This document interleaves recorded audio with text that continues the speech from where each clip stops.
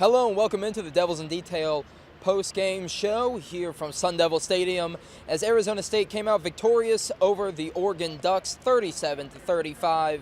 So Zach, I'll go ahead and start with you. So N'Keal Harry had an amazing night. Do you think that the Pac-12 or maybe the whole nation now knows what he can do?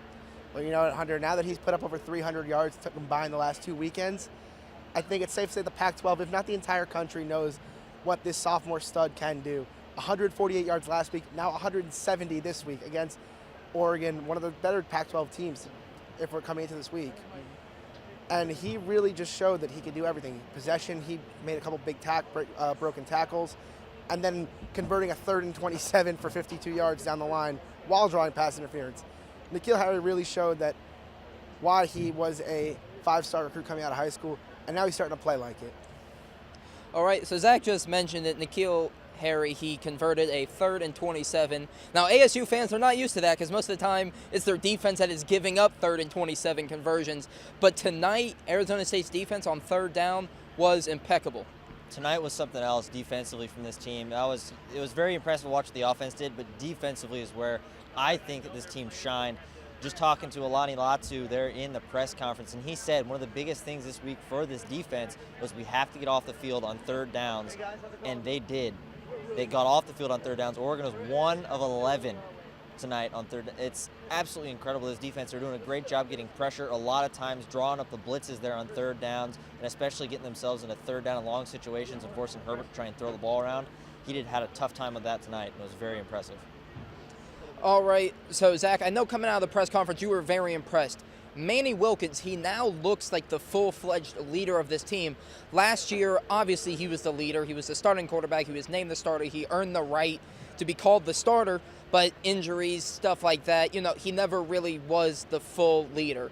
This season, though, through at least 4 games, he looks like the full-on leader. What do you think having that solid guy that everyone can look to, what do you think that can do for this team?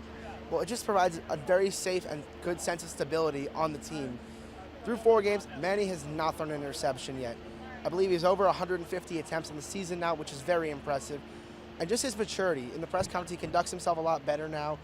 The way he operates, the way he talks to the media, he's taken tremendous steps as a person and a leader on the team. Not for his on-field performance, but for the things he's doing off the field as well. All right, and then finally, Killian, Arizona State now travels to Stanford next week, but there's a whole new outlook on the season almost now. Now that instead of being 1-3, what a lot of people presumed, us included, was going to be the outcome of this game, they are now 2-2.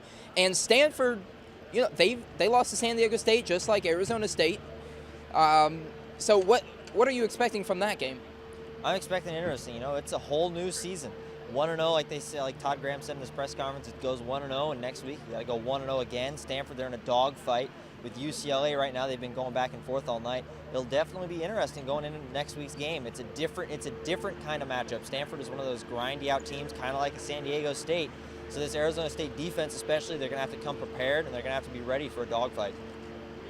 All right, so there you have it. Again, Arizona State comes out victorious over number 24 Oregon, 37-35. For Zach Pekale and Killian McClatchey, I'm Hunter Robinson saying stick with Devils in Detail for all your ASU football coverage.